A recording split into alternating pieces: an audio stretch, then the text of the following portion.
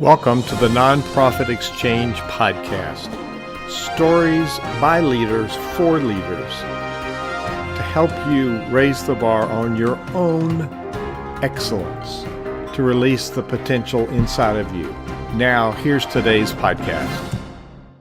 Welcome to today's episode of the Nonprofit Exchange, hosted by Center Vision Leadership Foundation. I'm Hugh Ballou, founder and president.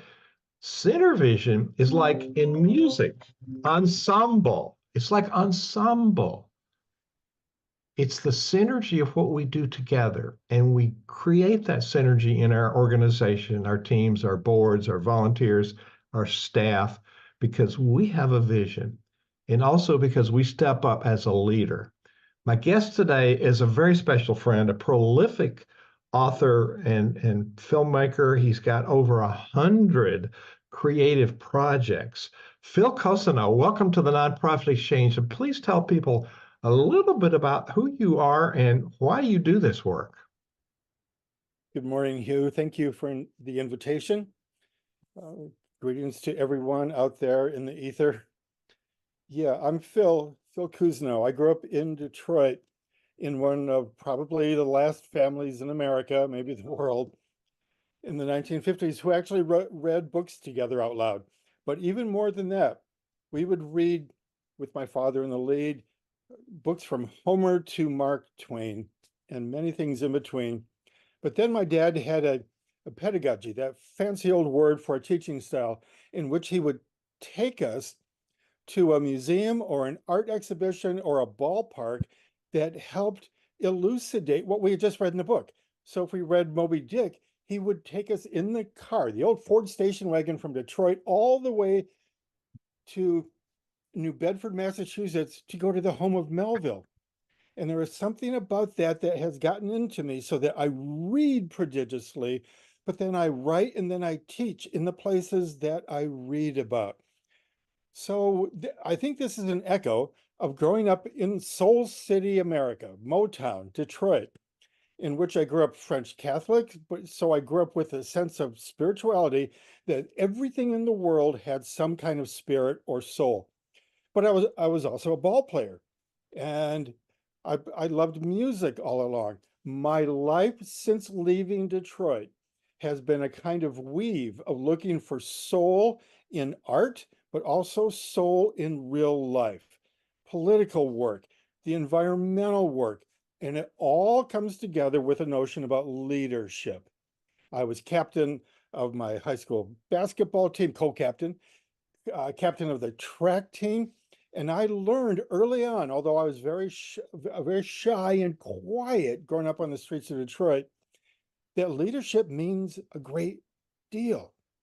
It helps not only to organize our community, but also to infuse our lives and our relationships with soul and spirit. Leadership without soul is narcissistic. It's power mongering. Leadership with soul means that you're doing something for more than just yourself or even the betterment of your business. What it means is getting in touch with the center, what is real in life. That's is Ray Charles. Ray Charles talking about the soul, getting back to the real thing, getting back to the real soul. So I found myself writing and filming and photographing all around the world, looking for the soul of cultures, looking for the soul of history, which is a fancy but also funky way, as we would have said growing up in Detroit. I find out what's the real thing. What's the real thing here? With one added element. This morning, because I've also written 2 or 3 books on the origin of words, what words deeply mean in their roots. That's why we talked about the roots of words. So what does leadership actually mean in Western culture? I found out this morning, just before I came on here, that it's a 1,000-year-old word. It goes back to Old English, and it originally meant to go forth with other people to seek a common goal.